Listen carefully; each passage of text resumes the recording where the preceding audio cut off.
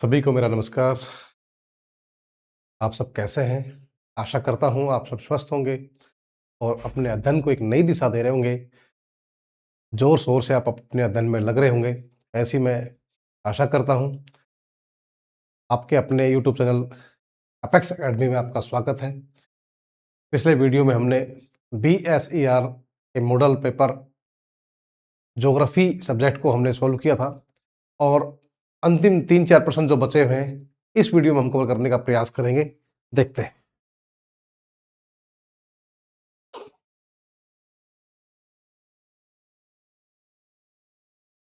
निबंधात्मक प्रश्न उत्तर सीमा लगभग 150 शब्द।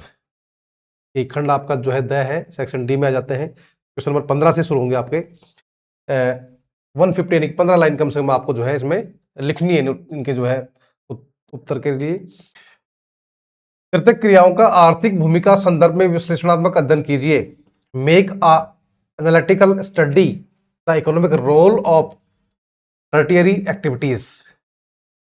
तो तृतीय क्रियाकलाप है भाई, प्राथमिक क्रियाकलाप हमारी कृषि है, खनन है, पशुपालन है, मछली पालन आ जाता है।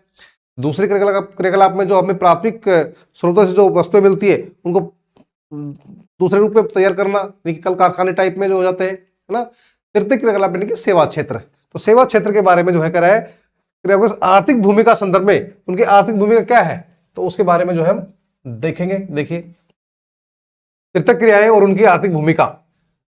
तृतीय क्रियाएं सेवाओं से संबंधित होती है, जैसे कि व्यापार, परिवहन, संचार और पर्यटन, केस में आ जाते हैं सारे। आर्थिक भूमिका क्या होगी इसकी? रोजगार सृजन। तृतीय क्षेत्र में सबसे अधिक रोजगार के अवसर होते हैं, जिससे बेरोजगारी कम होती है। सबसे पहले हम बात कर रहे हैं किसकी किसकी भूमिका क्या है तृतीय क्षेत्र की। जीडीपी में योगदान।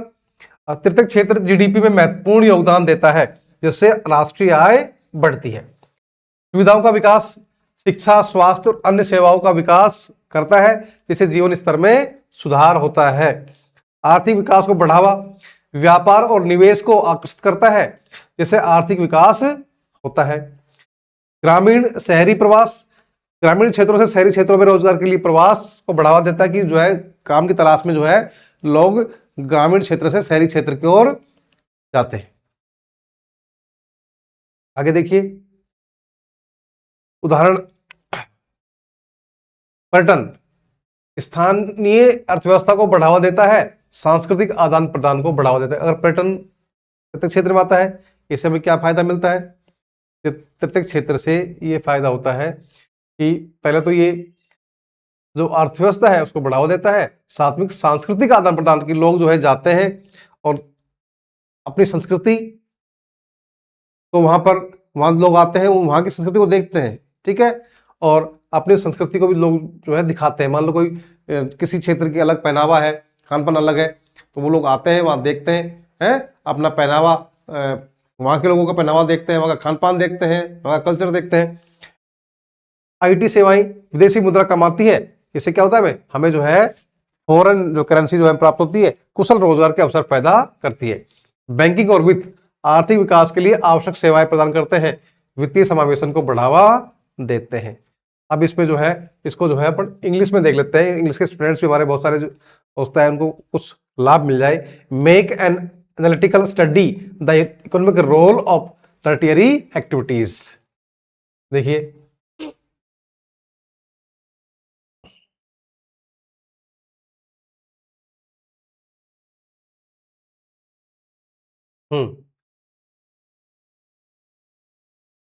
Tertiary activities and economic role, तृतीय सेवा क्षेत्र और उसका आर्थिक भूमिका में उसकी आर्थिक भूमिका।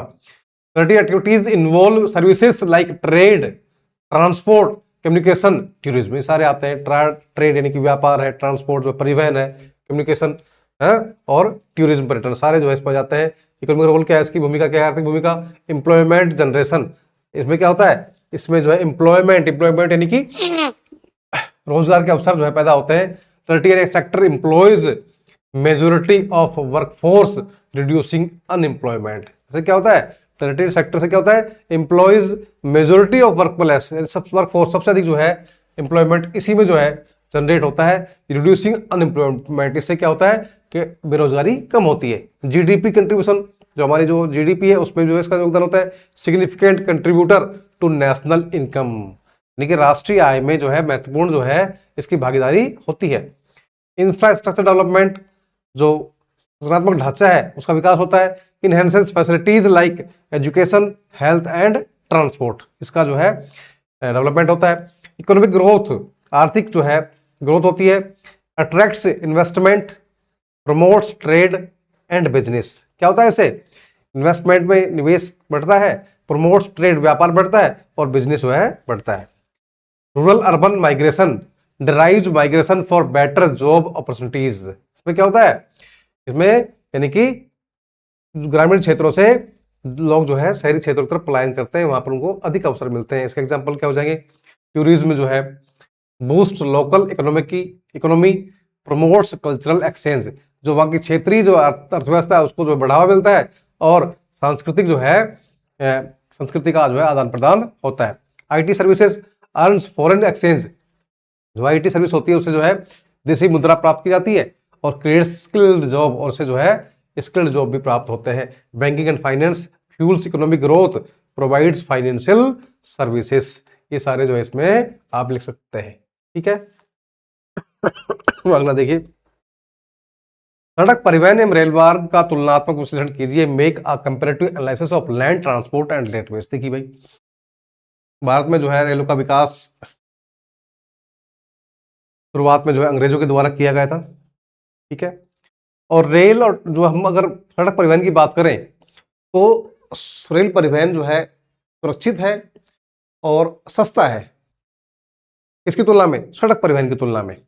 Make a comparative analysis of land transport and railways, देखते हैं।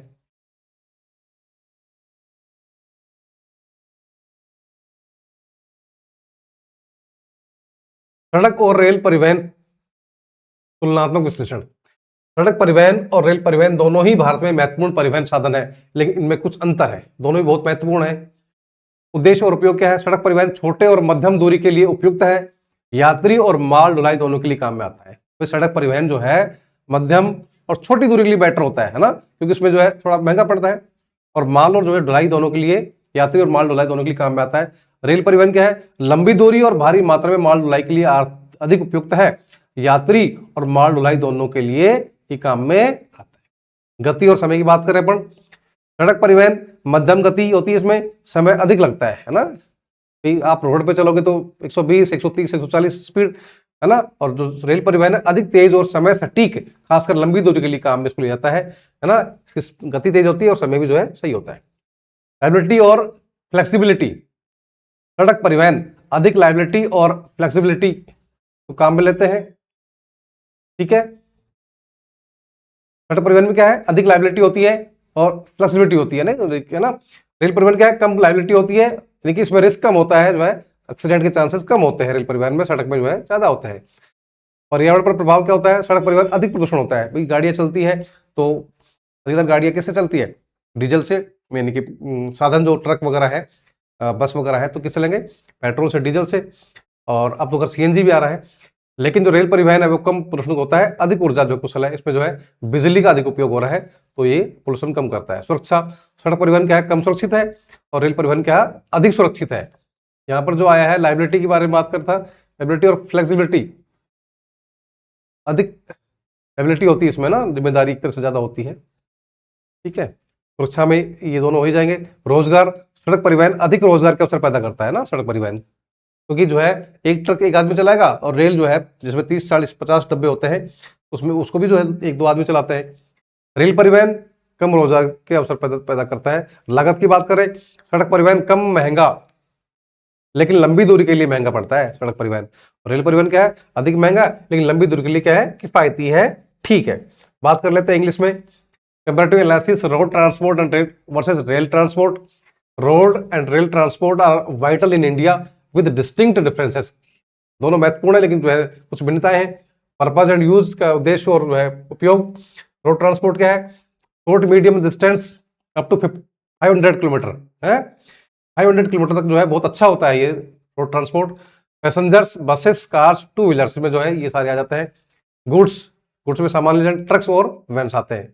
रेल ट्रांसपोर्ट लॉन्ग डिस्टेंस के लिए कितना 500 और 500 किलोमीटर से ऊपर जो है ज्यादा बेटर होता है।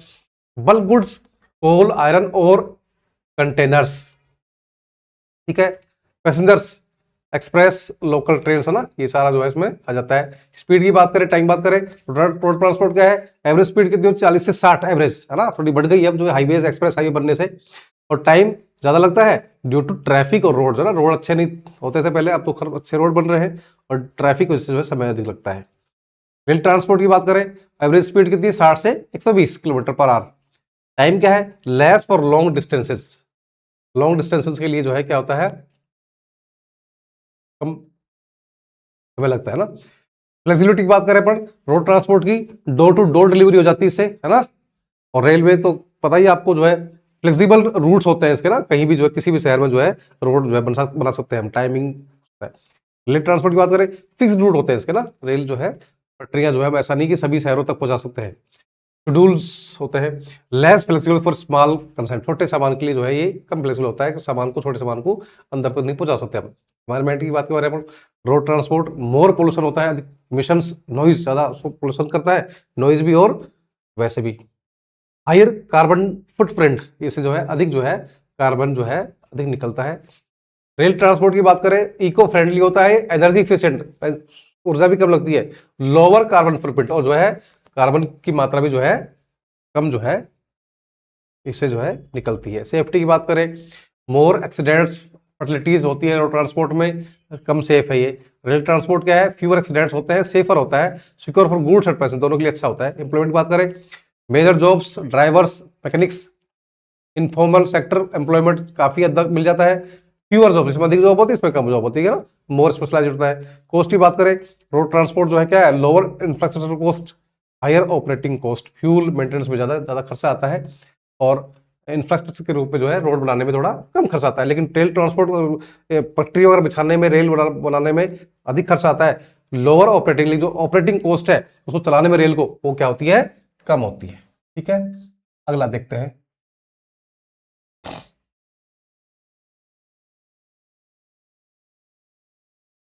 अपरंपरागत ऊर्जा स्रोतों का रचनात्मक विश्लेषण कीजिए। Describe the creative analysis of non conventional energy sources, जो हमारे अपरंपरागत ऊर्जा के स्रोत है, जैसे सोलर ऊर्जा है विंड विंड एनर्जी है, सोलर एनर्जी है, वाटर एनर्जी है, ये सारे कैसे हैं, ये सारे क्या है हमारे जो है अपरंपरागत है। यानी कि describe the creative analysis of non conventional energy sources, तो इसके बारे में बात करते हैं, देखते हैं। अपरंपरागत ऊर्जा स्रोतों का रचनात्मक विश्लेषण कीजिए। अपरंपरागत ऊर्जा स्रोत वे हैं जो पारंपरिक ईंधनों, कोल, पेट्रोलियम, प्राकृतिक गैस से अलग है और नवीकरणीय है। इनको हम जो है क्या दोबारा से बना सकते हैं। कितनी भी ऊर्जा हम सूर्य है जो है, सोलर ऊर्जा हम रोज जो है कितनी भी ले सकते हैं, ठीक है, जितना हम चाहें सोलर ऊर्जा हमें मिल सकती है। ठीक है, कोयला है, पेट्रोलियम है, प्राकृतिक गैस है, ये जो है अनवीकरणीय है, इनको हम जो है नहीं बना सकते, प्रकृति ने बनाया है, और अगर हम इसको खर्च कर देंगे तो पता नहीं फिर दोबारा कब बनेगी। मुख्य अपरंपरागत स्रोत कौन से हैं, जैसे सौर ऊर्जा है, सूर्य की ऊर्जा से बिजली उत्पादन करना, फोटोवोल्टिक पैनल, सौर तापीय ऊर्जा। लाभ क्या है इसका, अक्षय, प्रदूषण रहित है। चुनौतियां क्या है, उच्च लागत है और ऊर्जा भंडार में जो है परेशानी आती है। पवन ऊर्जा क्या है, हवा की गति से बिजली उत्पादन करते हैं, पवन चक्की लगानी पड़ती है। लाभ क्या है, नवीकरणीय है, कम लागत आती है। चुनौती क्या है, स्थान विशिष्ट दृश्य बढ़ाओ, जहां पर हवा की गति तेज होती है वहीं पर जो हम पवन ऊर्जा को लगा सकते हैं। जल विद्युत क्या है, पानी की गतिज ऊर्जा से बिजली उत्पादन किया जाता है। जल विद्युत परियोजनाएं कौन कौन बनानी पड़ती है। लाभ क्या है, अक्षय है, विश्वसनीय है। चुनौती क्या है, उच्च लागत आती है, पर्यावरणीय प्रभाव जो है पड़ता है ना, लागत जो है बहुत अधिक आती है। बायोमास क्या है, जैविक पदार्थों से ऊर्जा उत्पादन करते हैं, बायोमास, बायोफ्यूल। लाभ क्या है, नवीकरणीय है और कचरा प्रबंधन। चुनौतियां क्या है, खाद्य सुरक्षा व वायु प्रदूषण जो है होता है। जियोथर्मल ऊर्जा क्या है, पृथ्वी की आंतरिक उष्मा से ऊर्जा उत्पादन करते हैं तो उसको जियोथर्मल बोलते हैं। यानी कि जो पृथ्वी की जो गर्माहट, जैसे ज्वालामुखी निकल रहे हैं, कहीं पर जो है गर्म पानी निकल रहा है ना, अंदर से जो गैस निकल रही है उनसे ऊर्जा प्राप्त करते हैं। गर्म पानी के स्रोत जैसे। लाभ क्या, अच्छा है, विश्वसनीय। चुनौती क्या, स्थान विशिष्ट, उच्च लागत है, लागत क्या है ज्यादा है, और किसी किसी स्थान पर जो है हम बना सकते हैं। समुद्र ऊर्जा क्या है, समुद्र की लवणता तरंगों ज्वार भाटा से ऊर्जा का उत्पादन करता है। लाभ विशाल ऊर्जा उत्पादन क्षमता है इसमें ना। देखिए बहुत बड़े जो है समुद्र क्षेत्र है और उनसे जो हम नमक से लवणता जो है उसके तरंगों से और ज्वार भाटों से ऊर्जा उत्पन्न करते हैं, उसका जो है क्षेत्र बहुत बड़ा है, उसका जो है विशाल ऊर्जा क्षमता है इसमें ना। चुनौतियां क्या है? तकनीकी पर्यावरणीय प्रभाव है। अब देखिए नवीकरणीय अक्षय कंप्यूटर होता है, इससे ऊर्जा सुरक्षा होती है, ग्रामीण क्षेत्रों में रोजगार। चुनौतियां क्या है? ये हो जाएगा आपका ना, कुछ प्रारंभिक लागत है, तकनीक से आए हैं, ऊर्जा भंडारण की समस्या है, सामाजिक और पर्यावरणीय प्रभाव जो है हमें देखने को मिलता है। ठीक है, इंग्लिश में बात कर लेते हैं।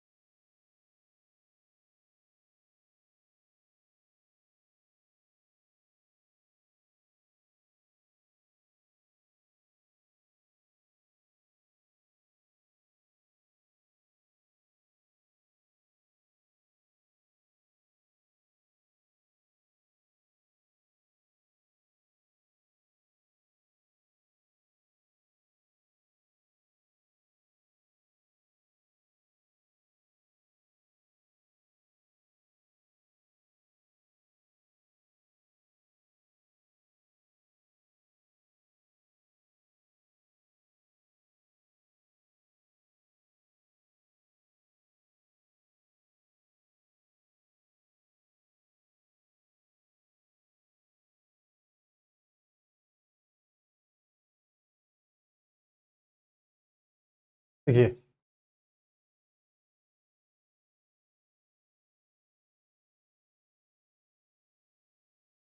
इसको जो है अपन इंग्लिश में देख लेते हैं।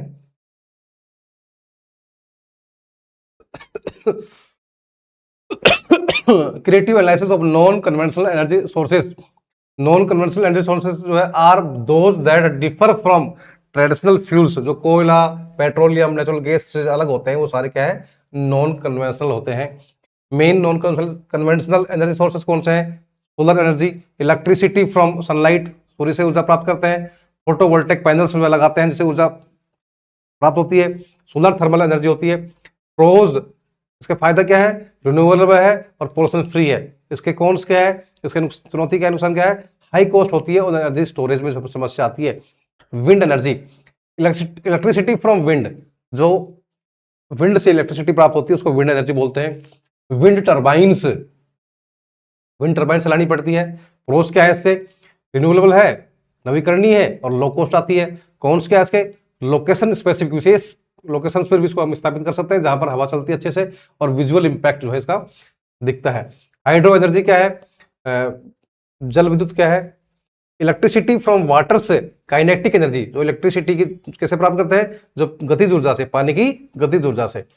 हाइड्रो इलेक्ट्रिक प्रोजेक्ट्स लगाने पड़ते हैं, है ना, बड़े बड़े बांध वगैरह बनाने पड़ते हैं। प्रोस क्या है इसके? रिन्यूएबल है और रिलायबल है, विश्वसनीय है। कॉन्स क्या है? हाई कॉस्ट है और इन्वायरमेंटल इंपैक्ट इस पर पड़ता है, पानी जो है बड़ी मात्रा में जो है वेस्ट एक तरह से हो सकता है। बायोमास एनर्जी क्या है? एनर्जी फ्रॉम ऑर्गेनिक मैटर, जो ऑर्गेनिक मैटर हमारे जो है उनसे हम बायोमास जो है तैयार करते हैं। जैसे मान लो पेड़ पौधे हैं जो है उनकी पत्तियां हैं या घास फूस है या जो है पशुओं का जो है मल है उनसे तैयार करते हैं। बायोगैस, बायोफ्यूल्स, प्रोस क्या है इसके? रिन्यूएबल है और वेस्ट मैनेजमेंट जो है हमारा वेस्ट बनता है उसका मैनेजमेंट हो जाता है, उसको काम मिलते हैं। कौन क्या है? फूड सिक्योरिटी की समस्या आ सकती है और एयर पोल्यूशन भी से होता है। जियोथर्मल एनर्जी क्या है? Energy from earth internal heat, जो पृथ्वी की जो आंतरिक जो है गर्मी उससे प्राप्त करते हैं। हॉट वाटर सोर्सेस के होते हैं वो सारे। फायदे क्या है इसके? प्रोस क्या है? रिन्यूएबल है और रिलायबल है।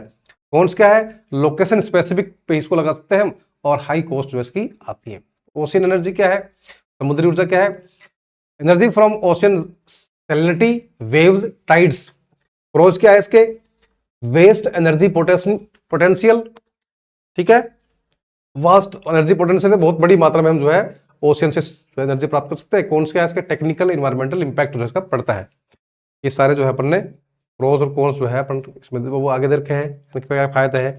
नवीकरणीय ऊर्जा के, रिन्यूएबल है, सस्टेनेबल सतत है, लंबे समय तक चलने वाली है, लो पोल्यूशन होता है, एनर्जी सिक्योरिटी होती है ना, एनर्जी की हम सुरक्षित रहे हमारे लिए, रूरल एम्प्लॉयमेंट का भी जो है इसमें फायदा होता है। नुकसान क्या है इसके, चैलेंज कौन से, हाई इनिशियल कॉस्ट, शुरुआत की जो लागत बहुत अधिक होती है, टेक्निकल लिमिटेशंस जो है हम का सामना करना पड़ता है, एनर्जी स्टोरेज का समस्या आती है, और सोशल एंड इन्वायरमेंटल इंपैक्ट जो है इसका बहुत अधिक पड़ता है। ठीक है, ये हो जाएगा। इसके बाद में भारत में खनिजों के संकेंद्रण, खनिज पट्टियों का वर्णन कीजिए, देख लेते हैं।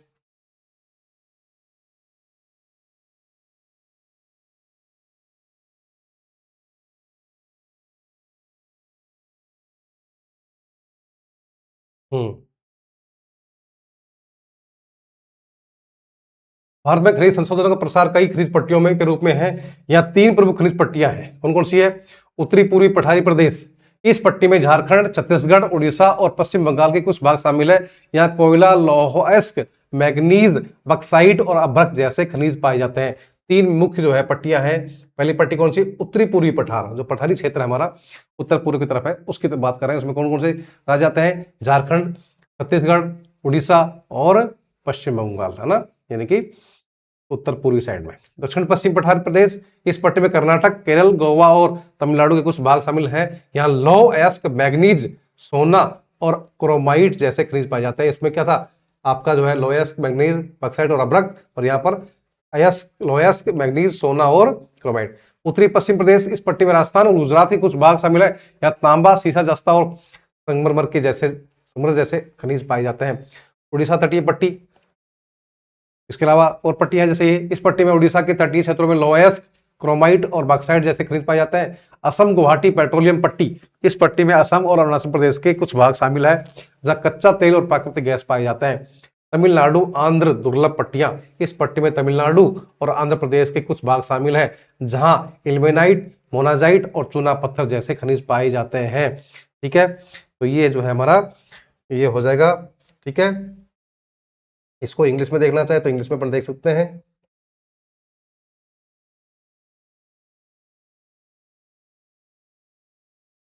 ठीक है,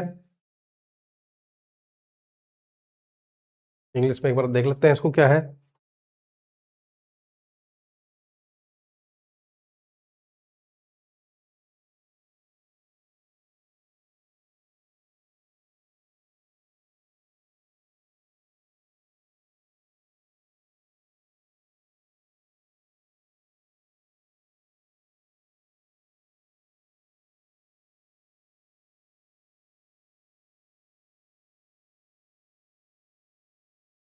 देखिए इंग्लिश में क्या है।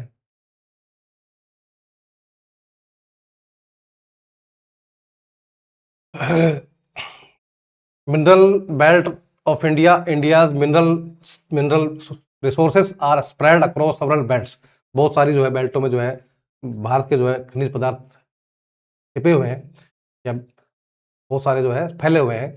मेजर मिनरल बेल्ट्स कौन सी है, north eastern plateau region, Jharkhand, Chhattisgarh, Orissa, West Bengal, ये जो है नॉर्थ ईस्टर्न प्लेटू रीजन में आते हैं। इसमें क्या मिलता है, कोयला, आयरन और manganese, bauxite, mica. South western plateau region, Karnataka, Kerala, Goa, Tamil Nadu, इसमें कौन कौन से खनिज मिलते हैं, मिनरल्स मिलते हैं, आयरन और manganese, gold, chromite. North western region, Rajasthan, Gujarat, इसमें कौन कौन से मिनरल्स है, copper, lead, zinc, marble. Orissa coastal belt, Orissa coast, iron और क्रोमाइट और bauxite. Assam Guwahati petroleum belt, इसमें असम, अरुणाचल प्रदेश, इसमें क्या मिलता है, क्रूड ऑयल और नेचुरल गैस। तमिलनाडु, आंध्र प्रदेश, हाँ belt, Tamil Nadu, Andhra Pradesh, ilmenite, monazite और लाइमस्टोन, ये जो है सारे यहाँ पर मिल जाते हैं। अब आते हैं अपन जो है नेक्स्ट क्वेश्चन पे, दिए गए उसके मानचित्र में लिमिट को अंकित कीजिए। Melbourne, Moscow, Cape Town, Vancouver. Mark the following on the given outline map of the world. World के मैप में जो हमें शो करना है, मेलबोर्न है, मॉस्को है, केप टाउन है, वैंकूवर है। तो देखते हैं जो है वर्ल्ड मैप में जो है अपन देख लेते हैं। 4 है Melbourne, Moscow, Cape Town, Vancouver. देखते हैं। तो सबसे पहले जो है अपन आते हैं मेलबोर्न। मेलबोर्न कहाँ पे है? ऑस्ट्रेलिया में। देखते हैं। ये अपन जो है आ जाते हैं ऑस्ट्रेलिया। ये अपना ऑस्ट्रेलिया आ गया और ऑस्ट्रेलिया में जो है अपना ये आपका क्या मेलबोर्न। क्या गया? मेलबोर्न। इस तरह से जो है आप जो है मैप भरो तो इस तरह से जो है या तो कोई संकेत पहले बना लीजिए, संकेत बना के से आपने डॉट लगा दिया और ये जैसे डॉट लगा के संकेत में लिख दोगे, इस तरह से डॉट बना दोगे आप। ठीक है, डॉट लगा दिया, संकेत लिख दिए और फिर वही जो है उसी तरह का जो संकेत लिखा है वो आप जो है मैप में टिक कर देंगे तो वो आपका जो है हो जाएगा। तो हमारा जो है क्या है? ये है हमारा मेलबोर्न। कहां पर है? ठीक है, दिख रहा होगा अच्छे से, मेलबोर्न। ठीक है, दूसरी बात करें अपन किसकी? वैंकूवर। वैंकूवर कहां पर है?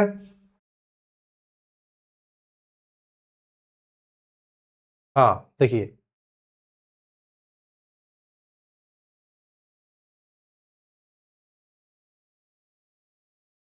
आप आ जाइए। एक रसिया में देख लेते हैं पहले, मास्को।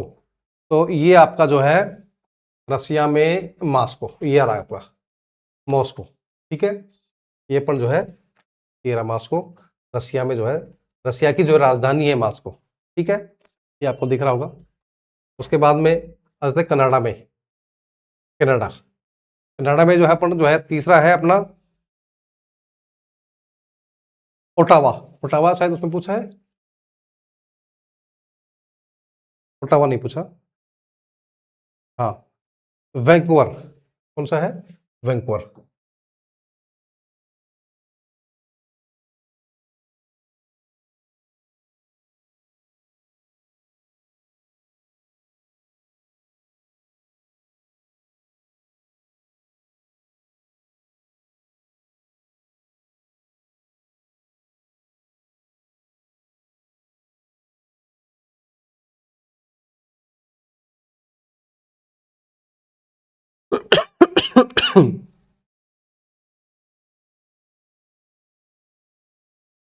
मेलबोर्न अपना हो गया है, मास्को हो गया है।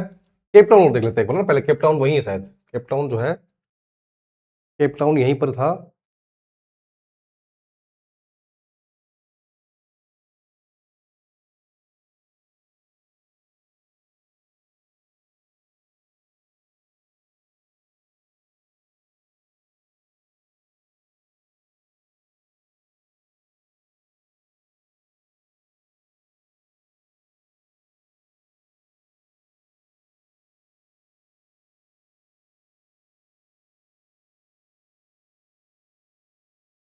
Cape Town.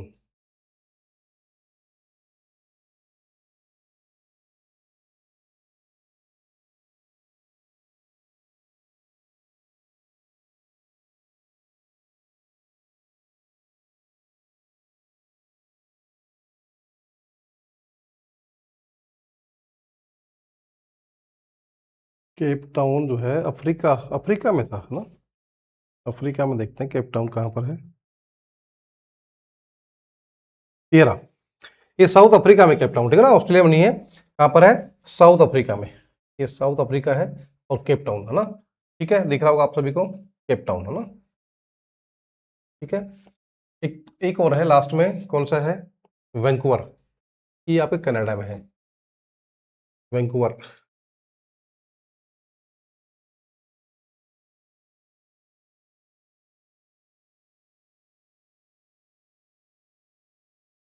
ये यहाँ पे कनाडा आ जाएगा इधर और इसमें अपन देखते हैं वैंकूवर।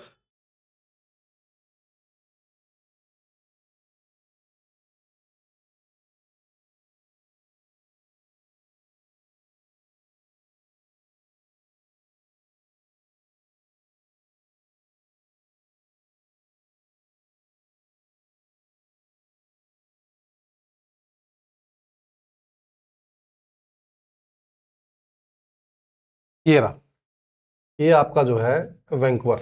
ठीक है, ये वैंकूवर है। कहाँ पर है? कनाडा में। इस तरह से जो है आप जो है चारों जो है मैप में एक संकेत बना के चारों लोकेशंस को आप कर दोगे। ये आपका जो है मेलबोर्न है यहाँ पे। ठीक है,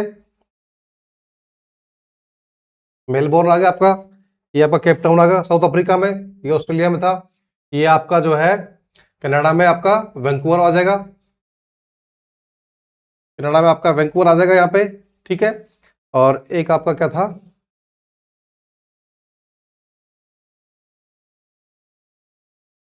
एक आपका मास्को है ना, मास्को जो है आपका रसिया में, ये मास्को। इस तरह से आप जो है वर्ल्ड के मैप में ये चारों जो है स्थान जो है भर देंगे, और आपके जो 2 नंबर जो है आपके इसमें आ जाएंगे। दिए गए भारत के मानचित्र में निम्नलिखित को अंकित कीजिए: कोची, बोकारो, मथुरा, भीलवाड़ा। ठीक है, देखते हैं इसमें।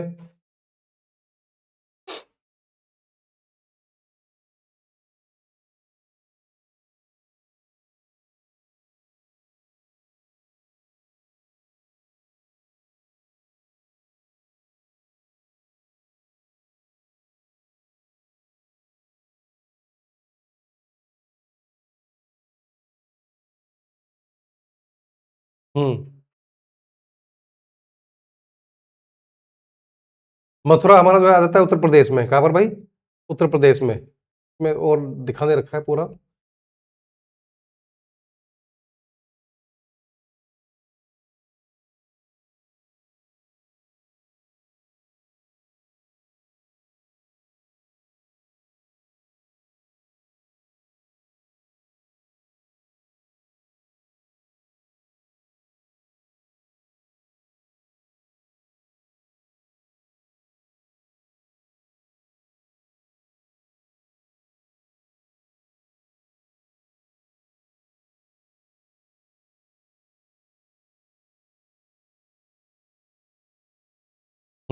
देखिए, इसमें देख जाएगा बहुत अच्छे से ना। देखिए, ये हमारा उत्तर प्रदेश आ गया, और उत्तर प्रदेश में जो है हमें जहाँ कहाँ जाना है?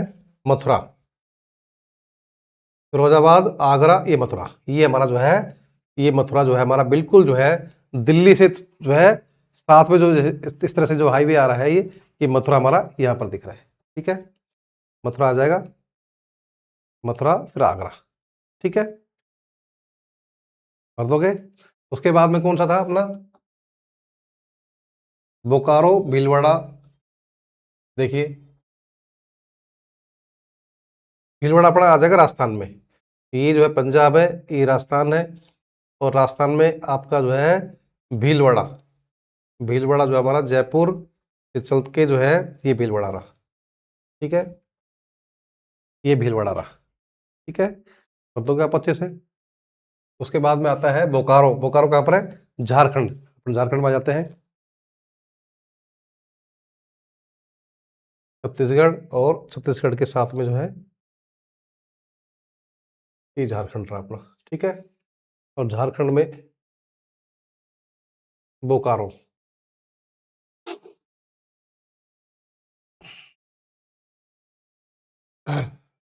कोडरमा, गिरिडीह, बोकारो यहीं पे मिलेगा अपने का।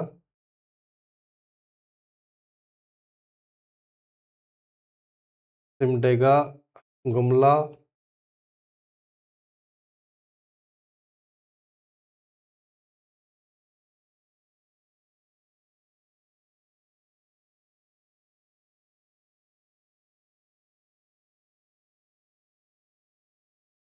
ये बोकारो रहा। ठीक है, ये अपना जो है बोकारो जो है यहाँ पर आ जाएगा। ठीक है, उसके बाद में अपना जो लास्ट जो आता है वो क्या है? कोची। क्या है? कोची।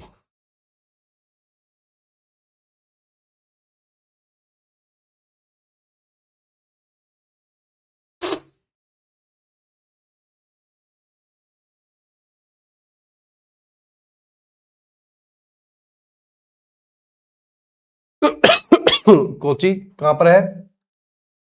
कोची आ जाता है केरला में। कहाँ पर है? केरला में। नीचे जाएंगे अपन, नीचे जाएंगे, नीचे जो है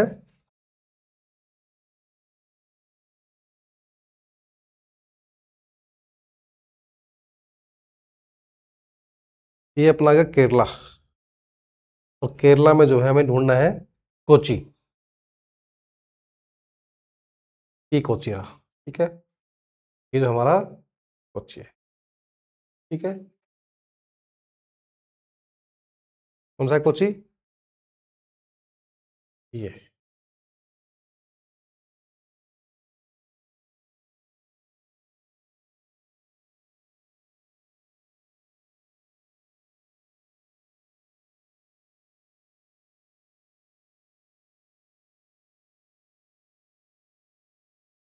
हम्म।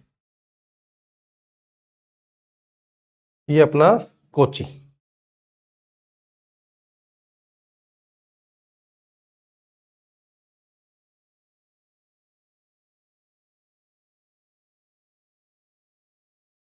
ठीक है, इस तरह से जो है हम जो है कंप्लीट कर लेते हैं, और अपने जो मैप भी हमने भर लिए हैं अच्छे से।